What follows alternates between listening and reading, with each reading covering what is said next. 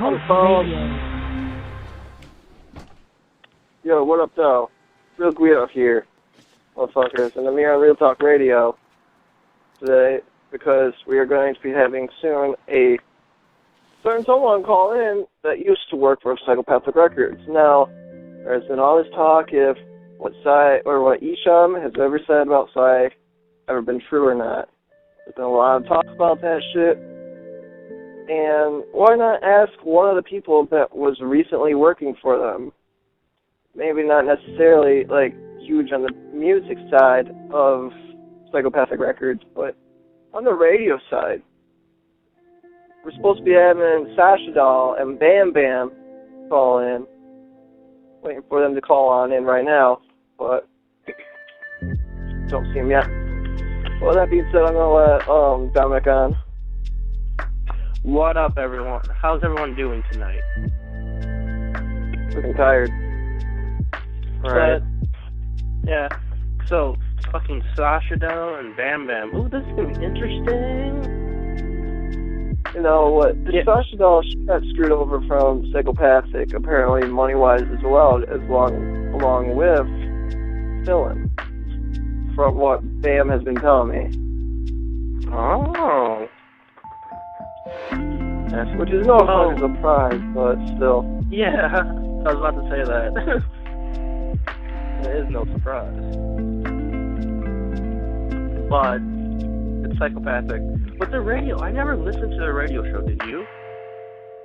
I only listened to Twisted, and the one that Bam and Garrett were on, which was the one that Sasha Doll hosted, which was with those other three girls that were all like fucking whores, pretty much. Yeah, I used to, when they used to upload them to YouTube, I used to watch Ashtray Snatch the Biggers, the Blaze Your Dead Homie show, the one with the girls, and Sugar Slam, Demo Jam, whatever. Dude, don't even get me started on Sugar Slam, dude. Oh my god. Started, dude. Dude, I don't understand how some guys want to fuck her. No, not even that, dude. Like, her at the gathering, dude. Everybody were screaming, "Go home, Sugar Sam, go home!" You know. Hey, they're in. I'm gonna let them on. Yo, what up, though? What's poppin', homie? What's good, Bam? Just wandering around with Miss Sasha. She's getting ready to get up on here. I figured I'd say what up to you right quick, though. What up? What up? The real talk. We are wandering to a fucking park out here in motherfucking Ferndale and shit, and it's hot as balls because fucking wandering around for the past, like, week because of those motherfucking clowns. They claim they got everybody's back, but do they? Fuck no. But anyways, though, I'll throw you on the phone with my baby girl. Here she is, homie. Right on. Hey, what's up? What's up, Sasha? How's it going? It's going great. That's good. Yeah, as you know, I don't know if you've seen the Facebook, but we found out yesterday that I am approximately 8 weeks pregnant. Which, congratulations to you. I saw that. Congratulations. Thank you so much. What are you looking for, a boy or a girl? Actually, we really don't care as long as it's healthy, because I don't know if you know, but I have systemic lupus. So with everything that I do, and my age is a factor, I'm very high risk. So we're just hoping that it's healthy. We're not interested in really what it is. Boy or girl. Okay. Hope it's healthy, though. I really do. Thank you so much. No problem. So Sam has been telling me that you need a soapbox, per se, to let everybody know of all the whole ass shit that the clown's done to you guys.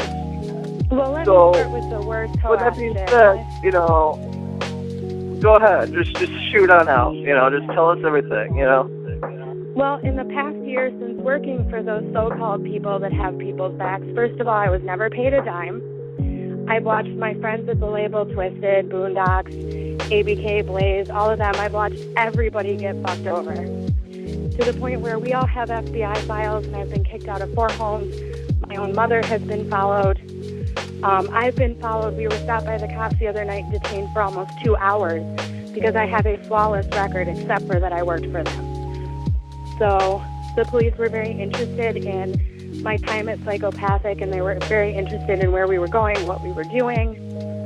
And when it gets to the point where my own family's followed and I'm not supposed to talk about it, I have a real problem with that. In addition to the fact that again, they never paid me or any of my friends a dime for the people that did my radio show.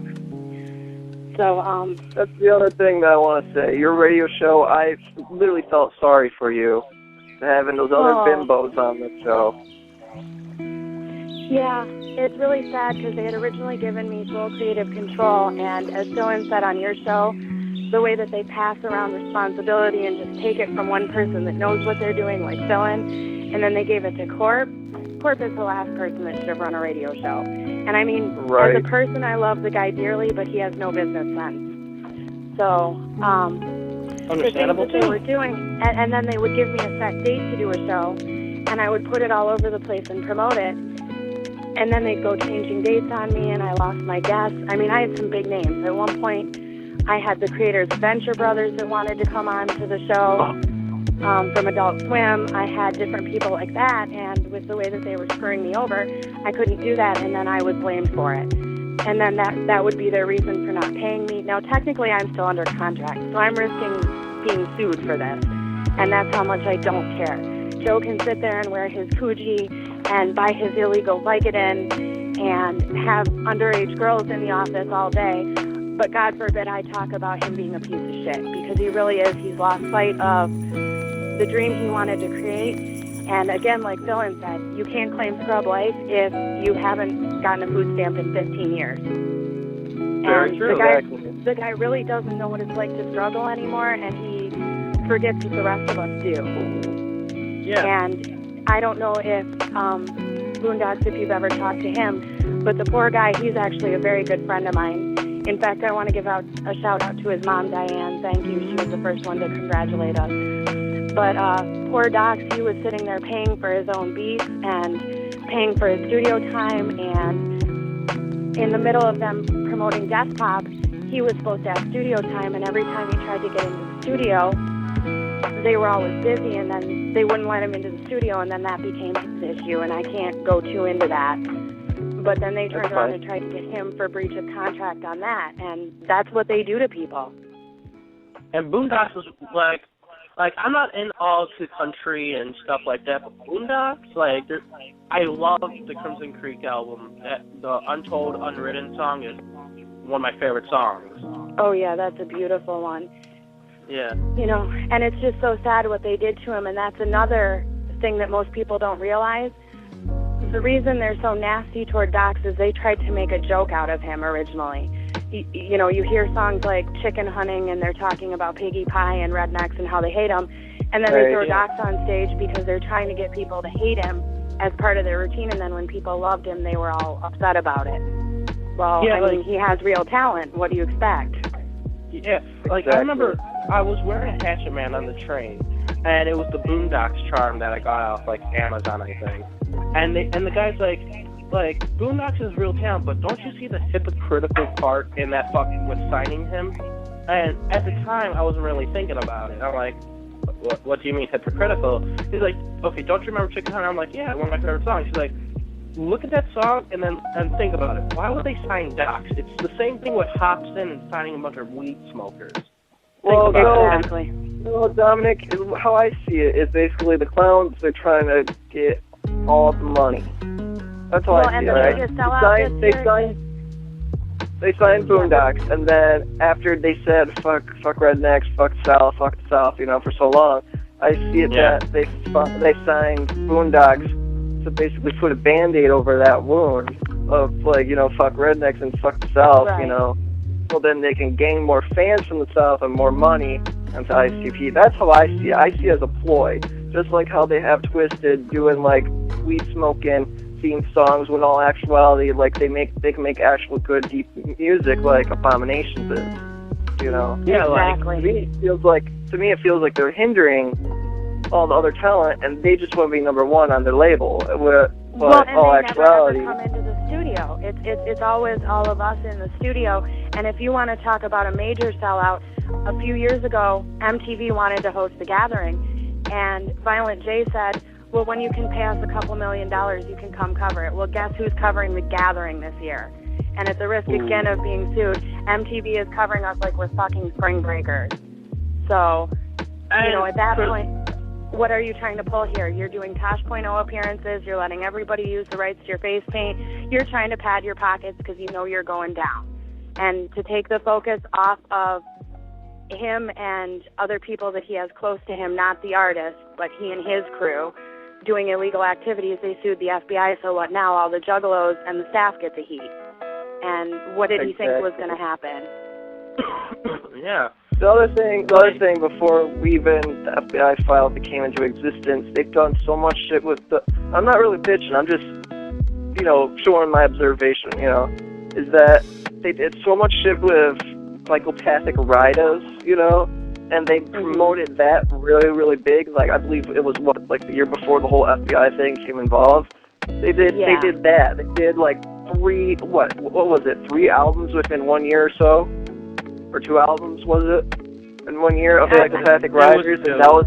It was 2. Yeah. Yeah, they did 2 albums. Like that. And then they promoted the fuck out of that, saying, like, yo, we riders. All the Juggalos around here are riders. We're gangbangers and shit. I mean, how else are you going to expect the skit labeled even worse? And that's not coming back on them. Of course, all the scrub kids are going to buy the shit out of that. They'll eat the fuck I don't even care that it's me, but when it's my mother, mother dropped us off in downtown Detroit. She had stuff to do. We were headed over to Canada, and she wanted to make sure we made it, so she drove around the city of Detroit for an hour and a half, she said. And then the next thing she knew, there was this big black SUV with big antennas and blacked out plates and everything that followed her literally all the way from the tunnel on Jefferson, where the bridge to Canada is and the tunnel is, all the way up to her street in Ferndale and down her street to her house, sat there for half an hour and then left her alone. Now that's my mother. So, I mean, if you're going to follow me because I was a staff member, then you go right ahead and you follow me. But I sure as shit didn't tell my mom anything. And I don't even know anything. That's the thing. I was actually hauled in for questioning at one point, and they determined I knew nothing. Yet the police, when they pulled Bam and I over the other night, were very intent on, well, you have an interesting past with Psychopathic records. Want to tell us about that? And I'm like, no, not really. It was determined I didn't know anything. I'm going home. Thank you. I'm disabled. I'm in a wheelchair. I'm pregnant. I'm going home. Thank you. Have a great evening. And, you know, and of course there's only so much you can do because they have the right to detain you and search you. And fortunately, we didn't have anything on us, but, you know. Yeah, right. Like, I know from personal experience, once I started driving, here, my dumb self decides, oh, let's slap a hatchet man on the back. I have been fucked with, right now I've been pulled over 7 times, and I don't do anything wrong. And you've never gotten a ticket, I'm sure. They just pull you over to question you and then they let you go. Yeah. Exactly. And personally, I've been a Juggalo since I was a young kid. It was because of the music that everything in my life, like, I love ICP's old stuff because when I got kidnapped and all that shit went down with me, ICP was there for me to be, like, have a smile on my face. Their music has been there for me. But as, like when I first met Guido, he opened my eyes to the bullshit, and I'm glad that he did because I was all about ICP. I was defending them, but now I see they're not in the right to defending. They're just right now they're pieces of shit in my eyes. No, and that's the thing. I will sit here and I will defend the first 6 Joker's cards. I will also be the first to tell you that I don't know a lot of the music. I've been around a lot of the staff for years. I will never call myself a Juggalo. I come from the goth industrial scene. However, that being said, I'm appreciative of all forms of music as an art form. And exactly. And, you know, to watch what they did and the things they built from the ground up, Joe used to be happy to do the gathering. He was like, yeah, let's go do this. And tickets were, I want to say the first year they were really cheap or free, and then every year they've just gotten worse and worse. And now Joe doesn't even like doing the gathering. He'll complain about it before he goes out there. He'll complain and be like, I can't believe I'm doing this again. And it's like, then don't. See, you know what? Like with me, when I went to the gathering last year, that was my first ever gathering. It was horrible. They had people, like, I'm not dissing on anybody Juggalo-wise or not. If you go to the gathering every year, cool. That's on you. You enjoy it, cool. but my first time going there, I saw people smoking crack and shooting up heroin in the woods at night. I've heard of that, and that is just disgusting. And that I'm is like, not the spirit of the label. That's just gross. No, it's not. You know, and I thought it was going to be like, you know, like a normal music festival. Like, I've been to Download Music Festival. I thought it would be like that, but like times 50,000. Yeah, same here. But like, I thought it would be like that times 50,000 Juggalos and like rap shit versus like punk or metal or anything like that, you know. But right. It was not like that. Everybody fended for themselves. Everybody was almost like a fiend in a way. Well, and then I heard about the guy who got his whole car trashed and stolen, and they took everything out. Yes, I was going to get into that, Sasha. Yeah. The thing is that we got all of our food stolen the very first day. Oh, God. We went up the hill to the the Red Mist Hill, right by the built-in showers that's actually on the campsite. So we were going to stay there because it had fresh, like, well water, you know? Not no, like, cool-off stations, which were a fucking joke. Alright, so basically we camped there, and then we went back to the car to grab more supplies. Well, when we came back, all of our food was gone. The person that camped next to us, Rizzy Riddlebox was her name, shout out to her, she hooked us up with food. But what we did is they got all of their alcohol stolen, so we just did, like, the village people ordeal, you know? But other than them, they were the only like village people, like everybody's a brother type vibe feeling people. Everyone else was like, oh, let's go get fucked up, or like, oh, so and so's gonna play, let's go in the mosh pit and fuck other people up, you know? It's like there was no love vibe, there was nothing like that. There was no the family vibe that they keep preaching. There was none of that. Right. Well, what I expected when I knew I thought we were gonna go this year, what I expected was I got first I was scared when I heard that I was like, oh, they're all ready to go, and then coming down to it, like August is coming up, it just went into my mind. It's not like it was 5 years ago. It's not like what it was 10 years ago. No, and that's why they keep us under contract the way they do, because they figure they'll use people like me as long as we have a youth, and then it's, oh, well, you're under contract for 7 years, so you can't talk to anyone. You signed an NDA, non-disclosure agreement. So, yeah, I totally agree with you. They've completely lost sight of everything. I understand people that still support Psychopathic from a family aspect, but I'm always saying you can be a Juggalo and despise Violent J. However, I do have to say, along the lines of what Dylan said, Shaggy is an innocent. He doesn't know any better. He doesn't. Jay makes all the shots, and Shaggy just goes with it because the man has no job skills or anything else to do with himself if he's not following Violent J. So he really is an innocent. He's very sweet. He's a puppet. Yeah, pretty much. And he's very sweet. Personally, I have no problem with Shaggy. I have no problem with Shaggy. Shaggy seems like a guy that he grew up with Violent J. When Violent J turned, Shaggy probably was like, what the fuck's going on? I have no idea what's going on. What the fuck? Why does everyone hate us now? What the fuck? Yep, that's pretty much how he is too. And he himself couldn't handle it. And I don't know if you remember, we had an episode on air, which I won't awfully go into, but he basically came in drunk and made a mess out of the studio because he was mad at Jay. So they had to redo the entire studio last year. And he was just really mad because he's saying, hey, these people used to say, hey, what up, Shags, as I walk down the street. Now people are throwing crap at me. They're throwing whole bottles of Faygo. What the fuck? And that really happens to him. He can't even sit in peace with his own kids and his family. And I'm pretty sure he's probably heard about the whole FBI thing, too, because it's not just the staff it's affecting. It's our families. I've had people that have been questioned that I spoke with once as a bartender years ago, and people have gone in and questioned them. What do you know about her? Did she talk about any gang activity? Is she this? Is she that? And they're like, no, I spoke with her once. She seemed like a nice girl, pretty quiet, kept to herself.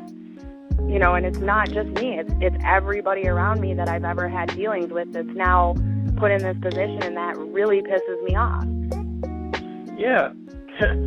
Just to see what it came from. It came from the Carnival Carnage with these guys trying to make it big, but they didn't want to make it big. It happened. They saw the money, and the way I look at it is once you see the money and see what it can become, they took it, and they took it, and we have, like, to see, like, let's say, great albums like The Riddle Box, and for people to compare that to, like, Mighty Desktop, it's a slap in my face for, when I used to, like, I love the 6-stroker cards, but for people to compare the new deck to this deck, it's complete shit. It's like, first of all, there should be no new deck. It should have ended like it was supposed to. It says the carnival consumes us all. What the fuck is this new deck shit? That's ridiculous. Exactly, and that's how I feel too. Yeah, when me and Guido have talked about Bang Paul Boom and My Desktop, and it makes no sense. Like, there's no message. There's several messages, but there's no fluent message behind the new ones. Plus, it just seems like they don't know what the fuck they're doing. And also, it seems like Shags, he's just along with the ride because he's just, if there's, like Phil said on that one radio show a while back, there's more money in ICP versus Shaggy 2 Dope album. Personally, there's more money in ICP. There's more money in a ICP album than there is on a Violent J album. That's why they haven't broken up yet. That's what he said. And along lines, also with that, with the people, how you said that they haven't paid people. A long time ago, Eshawn was promised $2 million, or I believe it was like a 2-year contract, and back he was in the supposed days when to he release. had to walk them to the studio and everything. I'd heard about that. Yup. And he had like, I think it was like a 3 or 2 CD contract where he had to make 2 solo CDs underside, and then he could leave. Well, apparently he only got paid like $250,000 of the $2 million that he was in contract with. So that's why he's salty with him. And judging by basically what you said and what Dylan said in the past, saying that he can hardly get gas just to go to the radio show, that they have been screwing people over. Well, and it's worse than that. I actually kept promising the person that I was in a relationship with, oh yeah, they're paying me this week, and Jay would actually come to our house. He put in this like huge Vivint security system. I don't know if you know about Vivint, but basically a bunch of smoke and mirrors. I could control the entire house from my phone. It was pretty pimp. That was part of my contract, so that like as I left, I could check on my phone and look at the cameras and turn the heat and lights on and everything. And it's like, well, that's all fine and dandy, but then I'm sitting here promising this person that I was at that point in a 16-year relationship with. I was promising him money and, you know, oh, they're paying me this week, and I lost everything. I lost everything I owned. I lost a 16-year friendship and relationship. I lost my animals. Everything just gone, you know? Yeah. And it's all because he wants to make his pockets fatter, and he'll promise anybody anything he thinks will get them to sign. Knowing that I wasn't from his scene, he was like, well, if I throw a bunch of money at her, she'll do this. And it wasn't even about that for me. You know, if he had just said, hey, this is unpaid, but will you do it, I would have still done it. But then to try to support a family and be told that this is what I'm getting, and then I never saw a dime of anything, ever. So, yeah, and that's fucked up. Yeah, and so Philin is absolutely right. And I know there were people that were like, no way they didn't pay you. I promise you, Philin was telling you the truth. So, and because what we just want to get is like, what we want to understand and what I want to understand, and also prove to other motherfuckers that are die-hard ICT fans and they can't see past the bullshit, is like, hey, these people screw a lot of people over. They're twisted over who are their best friends, you know, since the beginning. But in a way, they also twisted. In a way, they also just stole and twisted its original gimmick, which was the House of Crazies, which I think was a lot more, you know, believable, like music-wise, back in that time period than ICP was. And it was, I've wonderful people. Right. So, you know, to sit there and screw them over, especially when you've got that kind of friendship behind it, I don't know how Jay can sleep at night, because those guys are just so sweet, and anytime they walk into a room, they are, what you see is exactly what you get. There is no fake, there is no bullshit with them. The dynamic between them is exactly what you see. And you know, and I met these guys.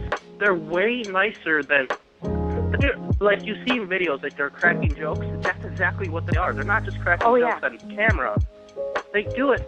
They're normal guys. They're not like, I'm making a lot of money. I don't touch me. They're like, yo, what up, brother? What up? You wouldn't even know that they have what they do. Like, they'll just walk in and, like, one point on one of the radio shows, they took my cell phone and did the whole Magic Ninja what bit. And just everybody in the studio was just dying laughing. Like, they're just hilarious like that. And the dynamic between them is always, you never see them fight. You never see a problem between them. And they're just, it doesn't matter whether it's money or business. You just have no idea what they have because they don't live like that. They don't put it on blast like that. So, yeah, they're normal guys. They're sweet, and they're nice. Like, I met these guys at their, Price Fest. And, like, I met these guys, and I thought they were going to be like, I met bands before, I met groups before, they're all like, oh, yeah. These guys are cracking jokes, they're fun, and they're like, and I remember walking out, and they threw a guy a bag of weed, like, just to be nice. They're like, oh, he's like, man, someone jacked me. They're like, what you, and they gave him, like, $10. And to go get back home to the train and shit. These, like, Twisted's, like, the nicest people I ever met. Like, give a guy $10 because he gets jacked at your concert. One of the nicest things. They didn't have to do that. Right. Just so you know, we might be getting messed with by the cops. They might see us in the park. So we couldn't do the interview at my mom's for obvious reasons because she's petrified of the whole FBI thing. So I promised her that we would go to the park at the end of the street.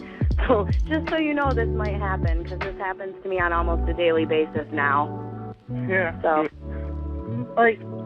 But the thing is, Sasha, have you ever noticed that the recent album that the Twisted release was Abominations, right? Right. Well, I've noticed this at the very beginning when they first leaked the cover photos of it with the new face paint. I'm like, they are going act to hell crazy. If I have to go really quick, I will call you. No, neither one of us is Joe. 2041 Romeo. Yeah, sorry, this is happening. I'm actually in the middle of a radio station interview. I'm sorry. It's okay. But if you'll let me stay on the phone, I'll still stay here. Okay, we'll be happy to leave. I'm sorry. Sorry to bother you guys this evening. Sounds good.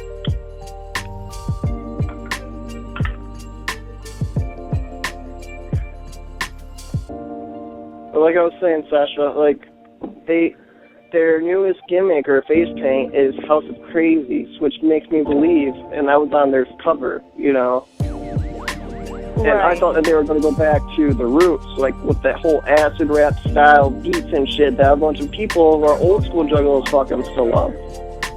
Right.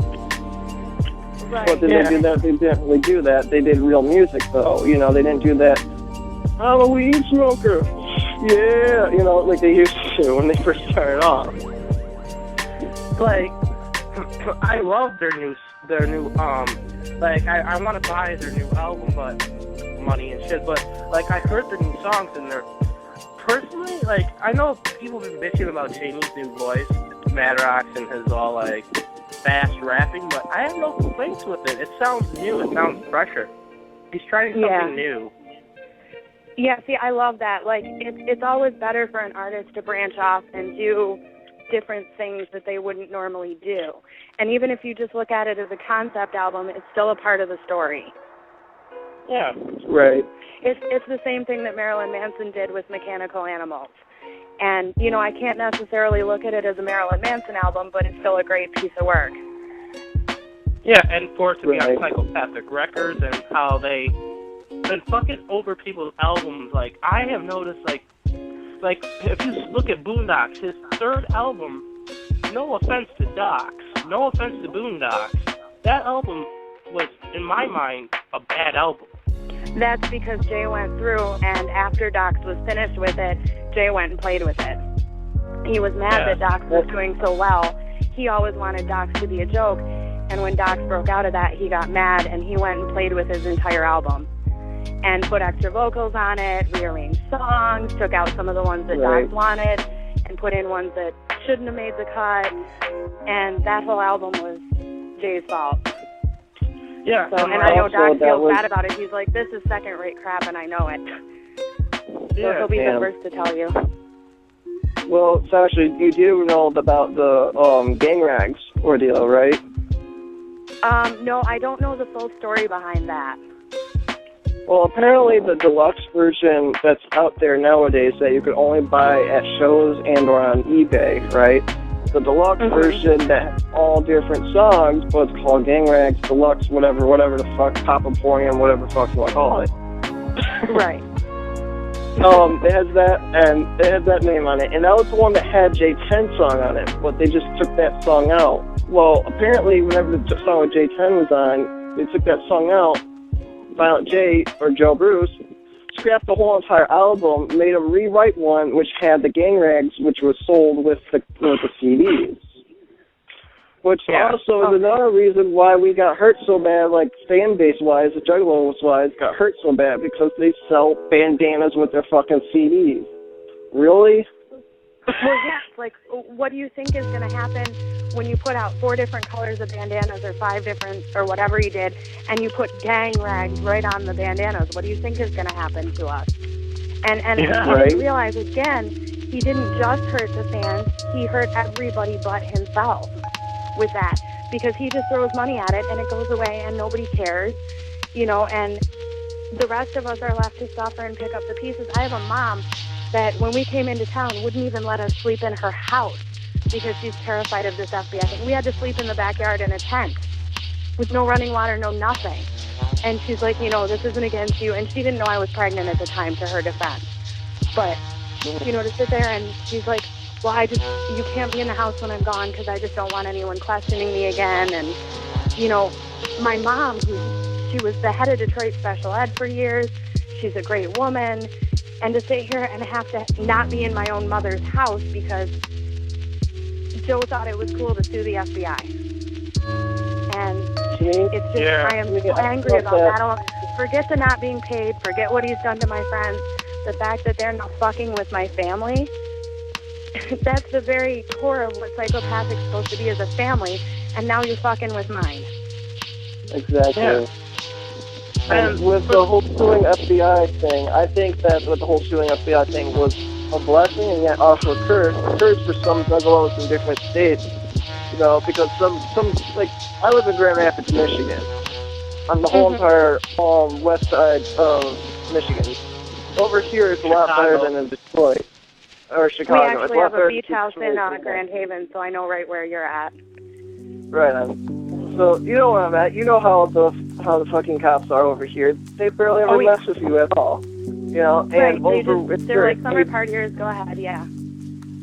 Yeah, and like in certain big cities, like say where Dominic's from, Chicago, where you're at right now in Detroitish area, it's bad for cops there because they then profile innocent kids who just claim Juggalo as a fan of the music.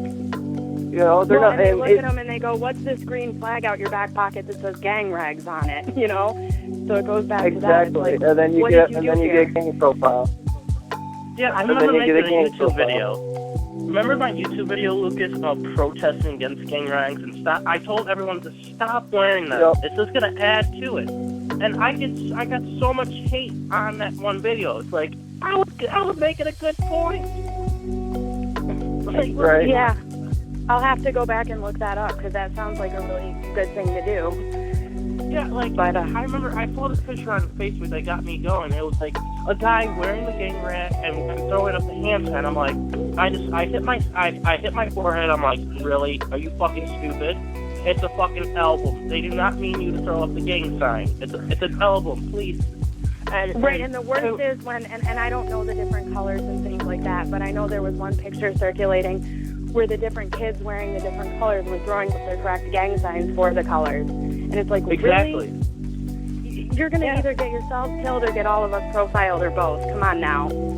Yeah, and where I'm from, I live by the west side, and I have Latin paintings and shit.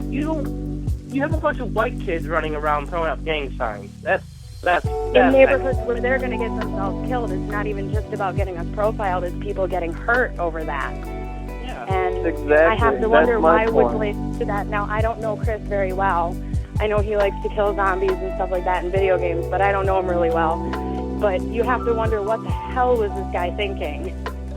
Yeah. I don't know if he was just rolling with the punches maybe on that one, because from what I've heard, Zy owes him a shit ton of money, and that's why he hasn't left yet. Yeah, he started out, from what I understand, he started in our warehouse. If the story is to be believed, I don't really know. I wasn't there at that time, but... He started, what the story is, like, he started off back, he rapped about it, he started off backstage, and then Twisted told him to push him. Like, he released an album, they said no, it did not, it fell through, and I guess Twisted kept pushing ICP, like, give him a chance, give him a chance, give him a chance, and now we have Blitz. Yeah, that's pretty much. That's what I understood too. And he actually started off doing embroidery in our warehouse originally, is what I'd heard. And I heard that he was paid very well for that, because they usually do. They're pretty smart about that. Our behind-the-scenes people, the people that do the embroidery in the warehouse, the people that really work their asses off round the clock, 9-to-5 jobs, they get paid decently. And they do all right. It's just when it comes to the talent and the radio that we just all get screwed over. But I've even heard from some of the people from the warehouse that they're getting messed with by the police now, too. And they're like, really? I just sew logos on jerseys all day. What could I possibly know? I've never even come into contact with ICP, because some of them haven't. You know, we have tons of interns, and that's the other thing. Joe loves to exploit intern work. He'll go to, like, Specs Howard, and he'll just pull, like, say, 50 interns or whatever. And then at the end of the week, we have maybe 15 or 20 of them left.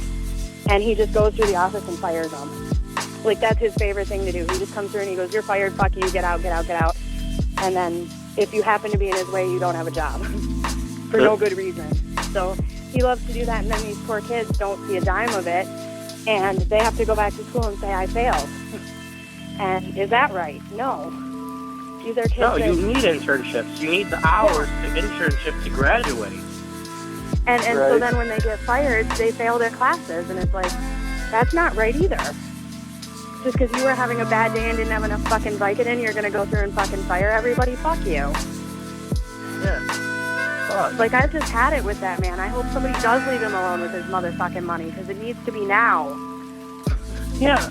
Like, personally, Violent J, like I said this before, every artist that is up, like, has money up their ass needs to take it away and throw them back in the food stamp line, so they understand where the fuck they came from. That's the only way. That's the thing, Dominic. They don't know where, they've forgotten where they came from. At least Violent J, for that matter. Violent J used to be kids in Esham's fucking black ass falling up and down Detroit back in the day, whenever they first started off, you know? They bit so much shit off Esham. Lyric-wise, they just changed up a couple words, sitting on a crack out, earning my pay, you know? He used that as his own solo album. Like, I mean, he stole shit from him, and he used to kiss his ass, and then he screws him over. And now all this other shit is finally coming to surface that, hey, ICP aren't the, like, I hate to say it, but aren't the childhood stars that we used to love, you know, in a way. You know, some of these people that grew up with these guys, and they have the mentality of ICP can't do no wrong, when in actuality they've done wrong, you know. And that's why I wanted to get you on here, Sasha, because I know that Bam's been hitting me up every so often, like, dude, this bullshit happened, that bullshit happened, lost my place, lost this, lost that. I'm like, damn, you know? Yeah. And I'm like, why isn't anybody taking the wool from their eyes and just seeing what the fuck is actually happening? But people don't, or refuse to, you know? Well, and when you first sign with them, they're so sweet. They're, you know, like, they put the big security system in, they gave me a car, they made sure I was taken care of, so I believed in the contract. And then one day, all of a sudden, Violent J said, oh, well, I need to borrow that car back just for today, mine's broken down. I never saw the car again. And the next thing I knew, the alarm system was like $1,000 in arrears, and the only thing I could do was settle out of court with the company and pay it myself. So not only have they not paid me, but I've gone in debt supporting my career with them. So, I mean, and that's what they do to everybody. It's like, they treat you like you're golden, And especially, like, me not coming from their scene, they especially tried to charm me. Because for some reason they thought for sure I wasn't going to do it. And again, I wouldn't have cared if they said that I had to support everything and pay out of pocket. If it's what I wanted to do for myself, that's what I would have done. I didn't need some big fancy contract with a bunch of numbers in front of me. I didn't need that. All I needed was to know that what I was doing was right and that I was backing something that I could believe in. And I can't say that anymore. And if they were to call me tomorrow, I'd tell them to fuck off and say that I'd done this interview and they can sue me if they want. I don't have anything to sue because they didn't give me anything. So, you want to sue a girl that's on disabilities and pregnant? Go for it. That'll be the stupidest decision of their life. Pretty much. And so now I'm pretty much saying bring it on, and I'm trying to get out of my contract at this point. So you're still and like, again, I can't go too much into that. Contract? Contract? Yeah, I'm still under contract for the next 5 years. They sign 7 years with most of us because that way when they're done with us, they can say, well, you're still under contract. We could still use you so that you don't talk. They dangle that carrot. And that's I can't walk away. Twisted, right? Pretty much. And the way that they did Twisted was just absolutely awful. Yeah, they fucked them over so bad. Well, Sasha, we got like 3 minutes left on the clock here before the show ends. What do you have to say? Final words, and shout-outs and all that. Final words are whoop whoop to anyone that is on my Facebook page and anyone that's listening right now. A big thank you to Boondocks and everybody else whose name at the label I've mentioned. I hope there are no hard feelings except for Violent J. I love you all. And I guess stay true to yourself. And 7 Shines all day, Corrupted Minds Entertainment. Right on. Yeah. Well, Sasha, we're going to have to let you go because the timer's about to click off on us. Thank you for coming up on our show. And thank you for sharing and standing on your fucking soapbox. If you want on here anytime, just hit me up. You know where I'm at. So. Yeah, sounds great. Thank you for coming. Thank you for calling in. Thank you for having me. You guys have a great night. You too, sweetheart. Bye-bye. Bye.